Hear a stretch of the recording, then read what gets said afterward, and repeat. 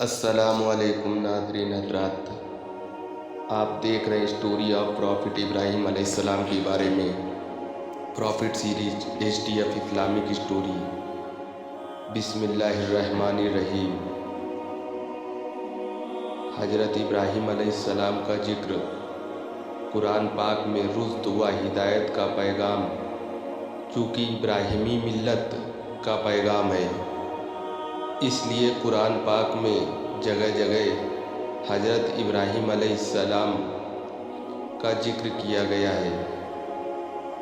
جو مکی اور مدنی دونوں قسم کی صورتوں میں موجود ہے، یعنی 35 صورتوں کی 63 آیتوں میں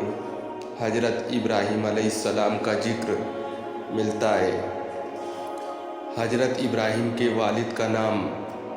تاریخ اور تورات دونوں حضرت ابراہیم کے والد کا نام تاریخ بتاتی ہے، اور قرآن پاک کے اعتبار سے حضرت ابراہیم علیہ السلام کے والد کا نام آجر ہے۔ اس سلسلے میں علماء، تفسیر لکھنے والے، مغربی مستشرقوں اور تحقیق کرنے والوں نے بڑی لمبی بحثیں کی ہیں، لیکن ان میں اختیار کی گئی ٹھنڈی باتیں ہیں، اس لیے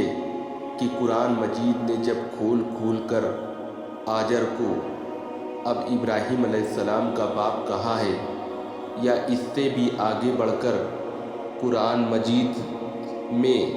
قواعد کی باتیں ماننے پر کون سی شرعی اور حقیقی ضرورت مجبور کرتی ہے، صاف اور سیدھا راستہ یہ ہے کہ جو قرآن مجید میں کہا گیا اس کو مان لیا جائے، چاہے وہ نام ہو یا لقب ہو۔ حضرت ابراہیم علیہ السلام اور دوسرے انبیاء علیہ السلام، حضرت ابراہیم کے حالات کے ساتھ ان کے بھتیجے حضرت لوط علیہ السلام اور ان کے بیٹوں حضرت اسماعیل علیہ السلام اور حضرت اسحاق علیہ السلام کے واقعات بھی وابستہ ہیں۔ ان تینوں پیغمبروں کے تفصیلی حالات ان کے تذکروں میں بیان کیے گئے ہیں۔ یہاں صرف حضرت ابراہیم علیہ السلام کے حالات کے تحت کہیں ان کا بھی ذکر آئے گا۔ حضرت ابراہیم علیہ السلام کی عظمت، حضرت ابراہیم کی شان کی اس عظمت کے پیش نظر جو نبیوں اور رسولوں کے درمیان ان کو حاصل ہے، قرآن مجید میں ان کے واقعات کو الگ اسلوب کے ساتھ جگہ بیان کیا گیا ہے۔ ایک جگہ پر اگر تھوڑے میں ذکر ہے تو دوسری جگہ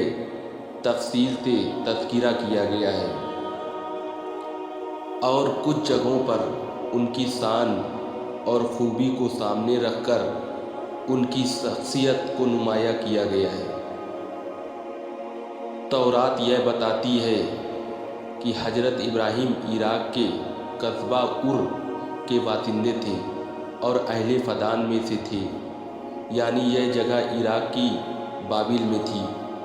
اور ان کی قوم بت پرست تھی، جبکہ انجیل میں صاف لکھا ہے کہ ان کے والد نجاری کا پیشہ کرتے تھے اور اپنی قوم کے الگ قبیلوں کے لیے لکڑی کے بت بناتے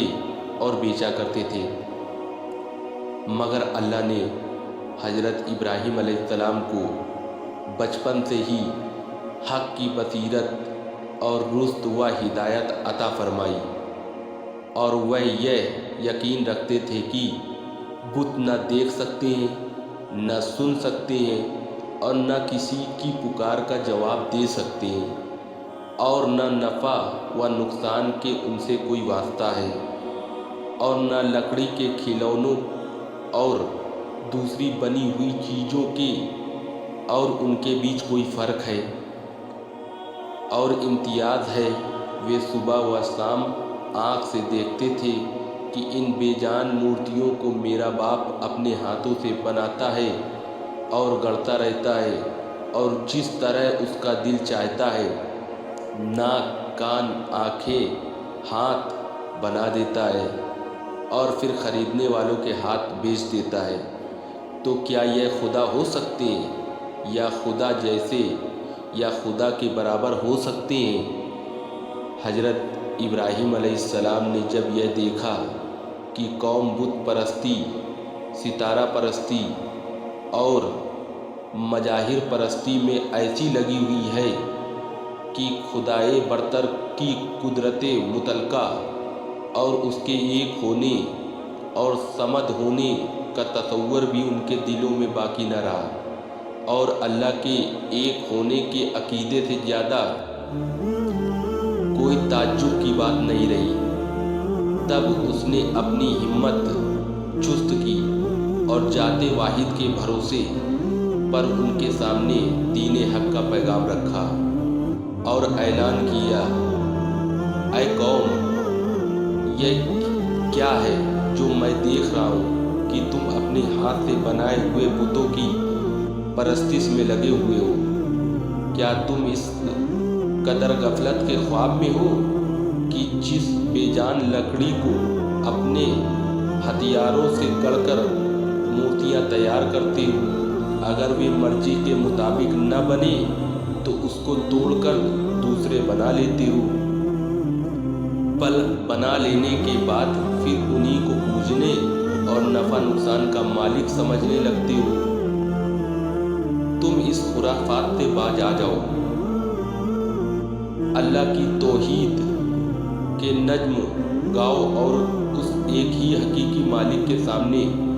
سر نیاز جھکاؤ جو میرا، تمہارا اور کل یعنی سارے کائنات کا خالق و مالک ہے۔ مگر قوم نے ان کی آواز پر بالکل دھیان نہ دیا، اور چونکہ حق سننے والے کان اور حق دیکھنے والی نگاہ سے محروم تھی، اس لیے اس نے جلیل القدر پیغمبر کی دعوت حق کا مذاق اڑایا اور زیادہ سے زیادہ شرکتی کا مظاہرہ کیا۔ باپ کو اسلام کی دعوت اور باپ بیٹے کا مناظرہ۔ حضرت ابراہیم علیہ السلام دیکھ رہے تھے کہ شرک کا سب سے بڑا مرکز خود ان کے اپنے گھر میں قائم ہے، اور آجر کی بت پرستی اور بت ساجی پوری قوم کے لیے ایک دھری بنی ہوئی ہے۔ اس لیے فطرت کا تقاضا ہے کہ حق کی دعوت اور سچائی کے پیغام کے فرض کی ادائیگی کی شروعات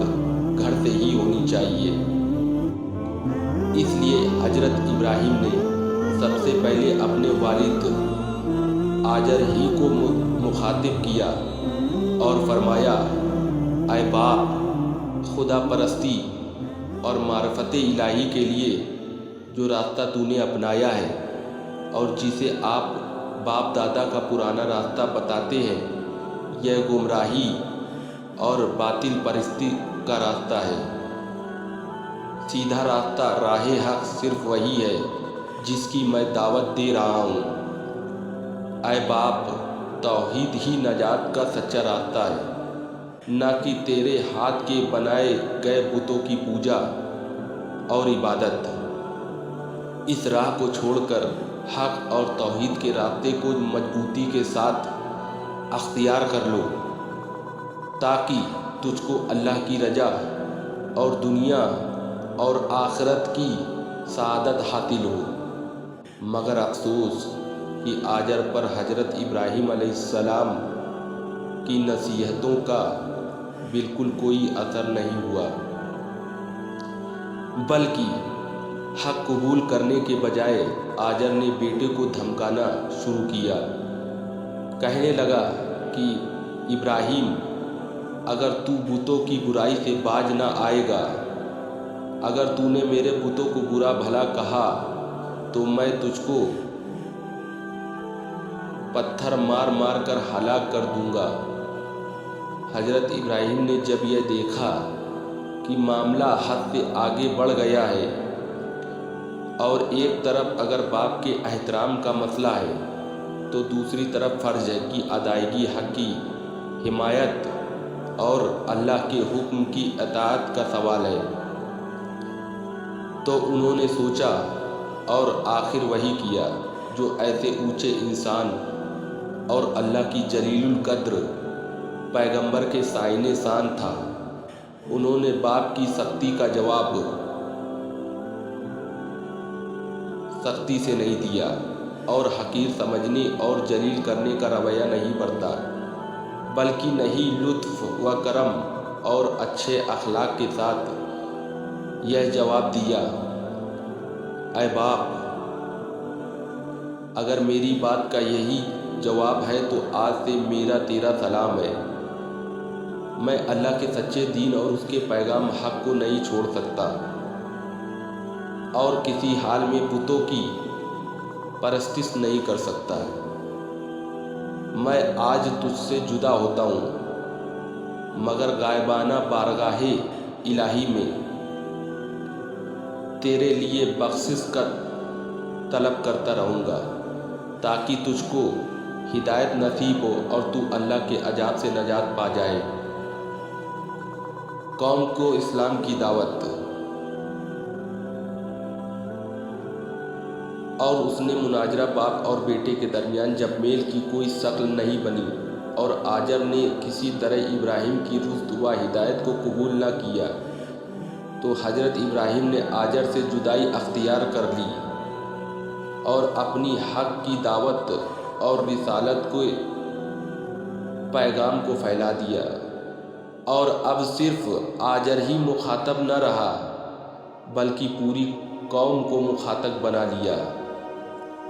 مگر قوم اپنے باپ دادا کے دین کو کب چھوڑنے والی تھی؟ اس نے ابراہیم کی ایک نہ سنی اور حق کی دعوت کے سامنے اپنے باطل معبودوں کی طرح گونگے، اندھے اور بہرے بن گئے۔ اور جب ابراہیم نے زیادہ زور دے کر پوچھا کہ یہ تو بتلاؤ کہ جن کی تم پوجا کرتے ہو یہ تمہیں کسی قسم کا بھی نفع یا نقصان پہنچاتے ہیں، کہنے لگے کہ ان باتوں کے جھگڑے میں ہم پڑنا نہیں چاہتے۔ ہم تو یہ جانتے ہیں کہ ہمارے باپ دادا یہی کرتے چلے آئے ہیں، اس لیے ہم بھی وہی کر رہے ہیں۔ تب حضرت ابراہیم نے ایک خاص انداز سے ایک خدا کی ہستی کی طرف توجہ دلائی اور فرمانے لگے: میں تمہارے ان سب بتوں کو اپنا دشمن جانتا ہوں، یعنی میں ان سے بے خوف ہو کر ان سے جنگ کا اعلان کرتا ہوں کہ اگر یہ میرا کچھ بگاڑ سکتے ہیں تو اپنی حسرت نکال لیں۔ البتہ میں اس ہستی کو اپنا مالک سمجھتا ہوں جو تمام جہانوں کا پروردگار ہے، جس نے مجھ کو پیدا کیا اور سیدھا راستہ دکھایا، جو مجھ کو کھلاتا پلاتا یعنی رزق دیتا ہے، اور جب میں مریض ہو جاتا ہوں، بیمار ہو جاتا ہوں تو وہ مجھ کو شفا بخشتا ہے، اور میری زندگی اور موت دونوں کا مالک ہے، اور یعنی خطا کاری کے وقت جس سے یہ لالچ کرتا ہوں کہ وہ قیامت کے دن مجھ کو بخش دے، اور میں اس کے بارگاہ الہی میں یہ دعا کرتا رہتا ہوں: اے پروردگار، تو مجھ کو صحیح فیصلے کی طاقت عطا فرما اور مجھ کو نیکوں کی سوچی میں داخل کر، اور مجھ کو زبان کی سچائی عطا کر، اور جنت نعیم کے وارثوں میں شامل کر۔ مگر آجر اور آجر کی قوم کے دل کسی طرح حق کو قبول کرنے کے لیے نرم نہ ہوئے، اور ان کا انکار حد سے گزرتا ہی گیا۔ انشاءاللہ اگلے پارٹ میں ہم قوم کی ستارہ پرستی اور قوم کے نصیحت کے لیے ابراہیم علیہ السلام کی بتوں سے بغاوت کو تفصیل سے بتائیں گے انشاءاللہ۔ اگر آپ نے میرے HTF Islamic story YouTube channel کو سبسکرائب نہیں کیا ہے تو پلیز سبسکرائب کر لیں۔ Thanks for watching my video.